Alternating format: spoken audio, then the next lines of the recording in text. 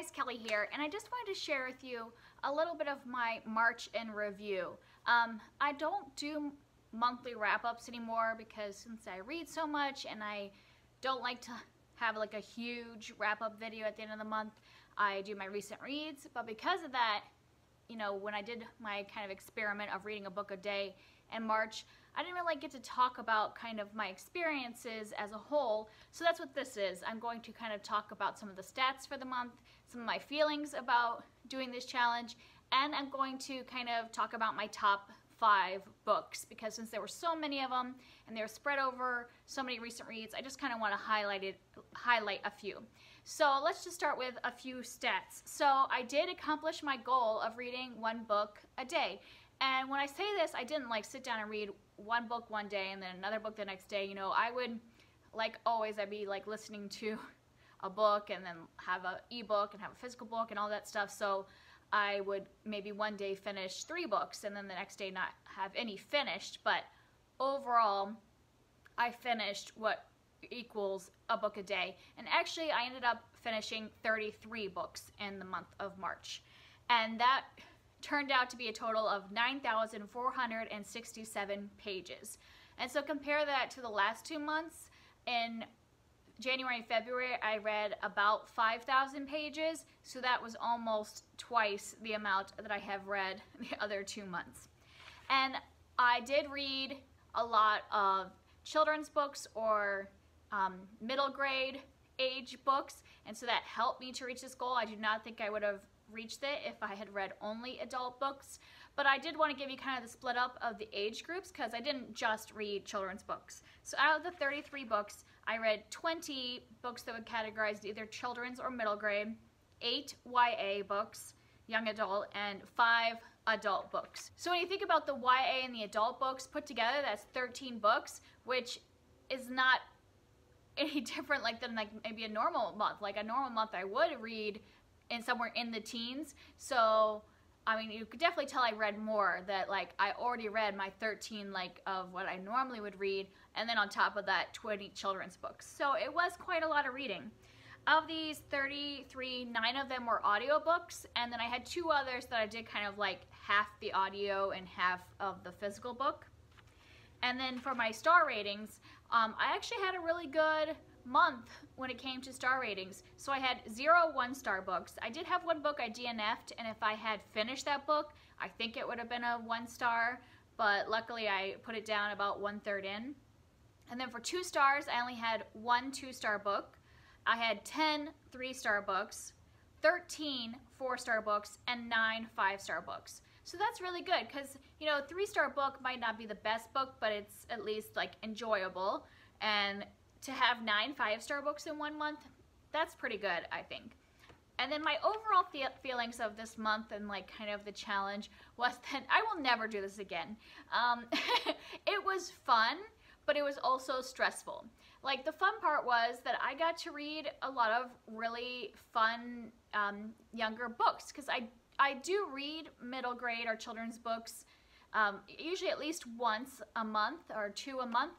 But to read so many of them made for a really fun, whimsical, silly month of reading. Like there was a lot of books that just really brought me back to my childhood. There were some that I'm just like, these are just amazing books. Like for me, it isn't always about the age group the book is targeted about. A good story is a good story, and some of these are just gonna be my new favorites that I will revisit again, and I will revisit them with my children, but I will enjoy them just as much as my children will. The children's books just have that way of bringing you to like a ridiculous new like world and stuff, and they don't have a lot of the limits that like an adult fantasy, you know, sometimes they feel like they have to stick inside a certain like frame of mind. And not saying that there aren't like ridiculous adult fantasies, but like the children's fantasies can do like anything. I mean, they can make a peach become super large and have a kid live in it, or have bugs become giant, or have like a huge chocolate factory that, you know, can go however long deep down into the earth and have endless rooms. And like, it's just children's books can go places that maybe adult books can't, and I really had fun with that this month. But the stressful side was that since I had set this challenge for myself, I really wanted to meet it, And so I was reading a ton and really didn't do anything else. Like, I don't think I watched more than like maybe 1 or 2 episodes of television the entire month. I know I watched less BookTube because I just didn't have time to be watching stuff because I needed to read every single day. And I normally read every single day, but there might be some days when I would only read right before bed. But this was like, as soon as my kids went to bed, I was reading for like hours before I went to bed. And, you know, I don't think I could do this any other time in my life as well, because right now we don't have much of a social life because we're living in this like transition. For those of you that are new here, we sold our old house and we are looking for a new house. We're in a place that is not going to be our permanent living situation, and this is a town we're not going to be living in, so we haven't really like made friends or connected because we know we're going to be leaving and we don't want to make a bunch of friends and then desert them. So I don't really have a social life anyways, so this is the only time in my life where we're probably going to be in this state of like having absolutely no friends and having no obligations outside of our family. So it was a perfect time to try and accomplish this. But even with the fact of like not having other plans, I mean, I know that my house should not get cleaned as much as it normally does. And I do like to watch TV sometimes, or just do something else, listen to podcasts, anything, listen to the radio in the car. I didn't do like any of that this month for March. And so I don't think I would repeat this because there are other things that I would like to do with life other than just read. But it was fun to like set a challenge and accomplish it and actually go above and beyond that challenge. So I would say that it was good and bad, but a good experience that I won't repeat is what I'll say. I do think that it was great that I found some like children's books that I really want to buy and share with my kids as they get a little bit older and we get to that point of reading chapter books together. Some ones that are new favorites for mine that I would love to share with them. And I found out that my older daughter has gotten to the point where she likes to listen to chapter books on audio while we're in the car. So I'm going to start doing that more regularly. So that was a fun new thing to discover. So those are my thoughts and stats for the month. I just wanted to share with you some of my very favorite books that I read this month, just in case you missed some of my recent reads, since there were so many of them over the month, and just to highlight them again and share that like most of these are probably in the children and middle grade area, but they're all ones that I think that you would really enjoy and that you should give a try as an adult, that they were really great and they were my favorites. And I'm going to do this, I'm going to separate these by like kind of categories of what they were my favorite of. Since there were 9 5-star books, I kind of like highlighted why each of these are a favorite in a certain category. So first I'm going to start off with my favorite graphic novel. And this became my favorite graphic novel not just of the month, but of like all time, my new favorite graphic novel. And that is The Prince and the Dressmaker by Jen Wang. And this is just like the cutest story ever.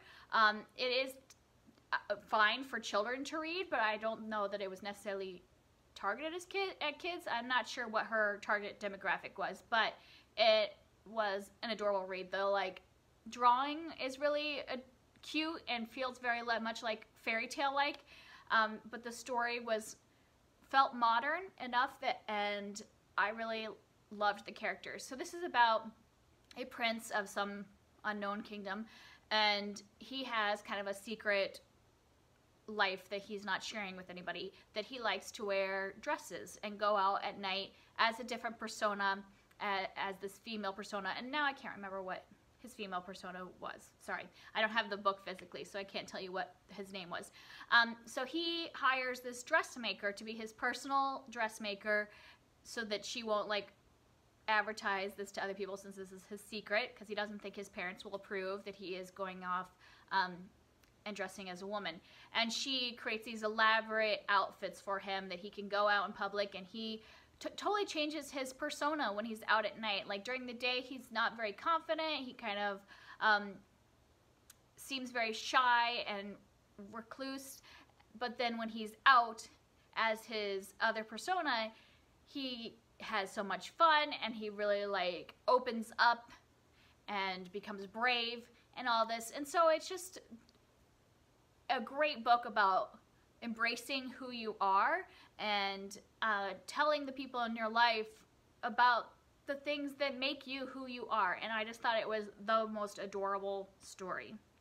The next one is my favorite audiobook of the month, and that was The BFG by Roald Dahl.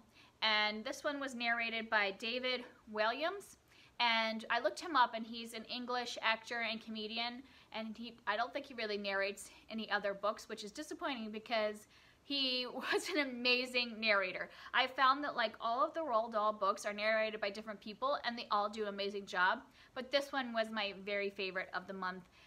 Just the way that he created these pictures in my mind of the characters, because I didn't have the physical book, so I couldn't look at because I know Roald Dahl puts pictures in his books, but I didn't have that, but I could totally picture all these characters from the way that he like personified them through his voice and from the descriptions in the book. It was amazing, and this is just a cute story about a girl named Sophie who becomes friends with a BFG, which stands for Big Friendly Giant.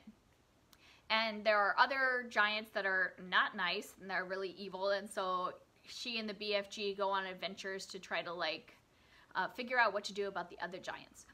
And it is just so fun and cute, and I know I used the word fun way too much in this video. I apologize. It was very whimsical. The BFG has this thing where he collects dreams that he gives to children, like good dreams, and so we learn a lot about his dream collecting, and it was just really sweet, their relationship. The other part I really liked about this book was there's a point where they go to the Queen of England and have like several scenes with her, and just like the way that he personified the Queen and just their interactions, it was just really humorous.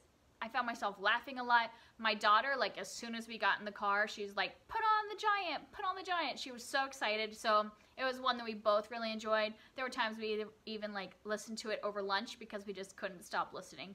So definitely my favorite audiobook of the month.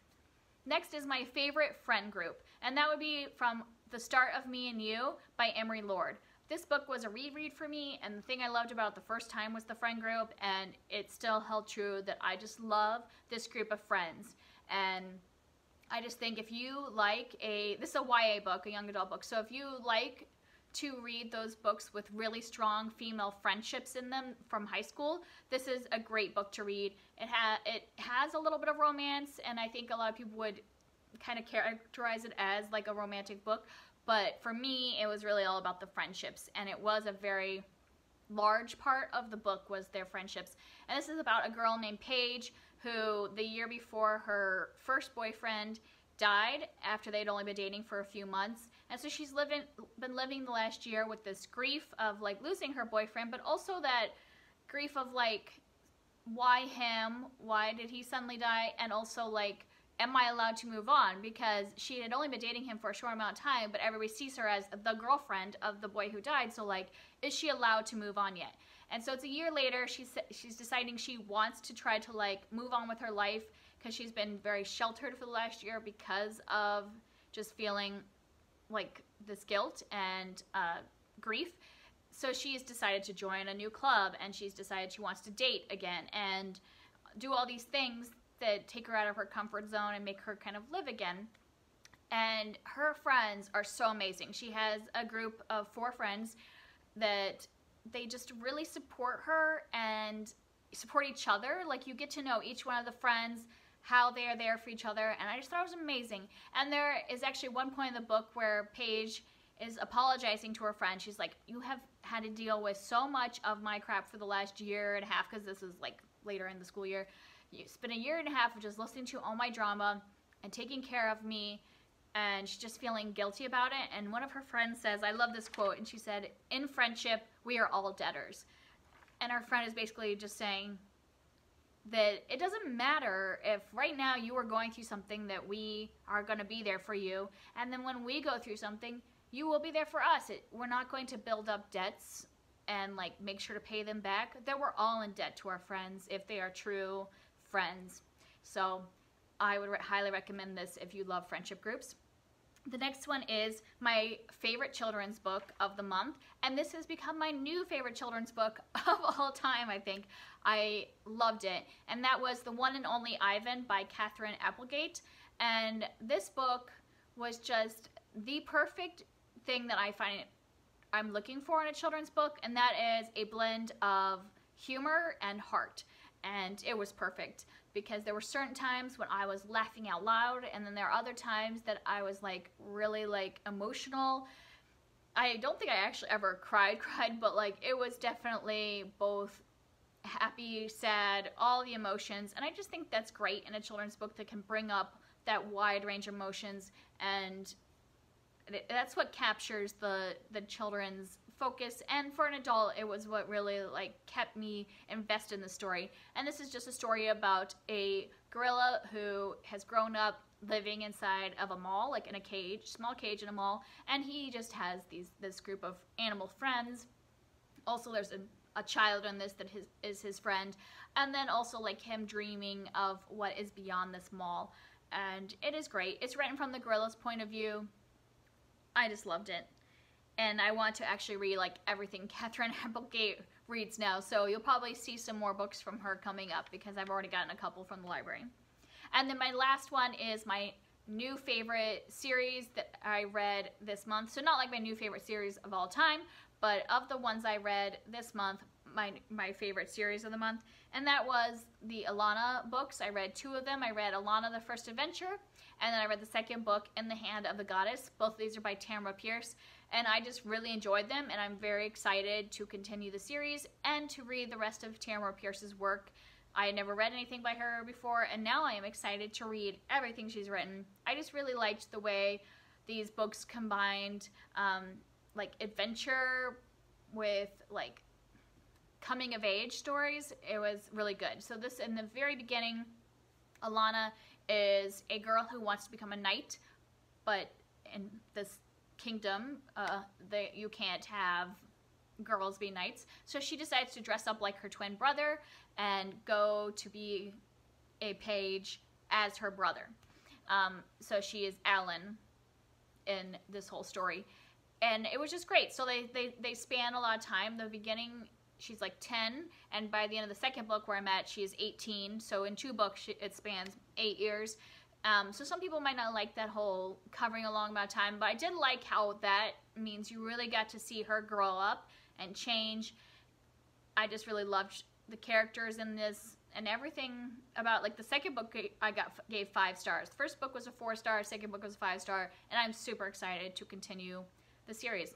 And that's it. Those are my 5 favorites, some of my stats and like feelings about this month, and I am looking forward to sharing with you more books, but probably not this amount of books in 1 month. Thank you for joining me on my journey and for listening to my videos of like talking. I think I had a recent reads video once or twice a week during that month, so hopefully you enjoyed hearing about some of these recommendations. And in the future, I will be having more of a blend of ages and not so much focused on just children's books. All right, I'll see you next time. Bye.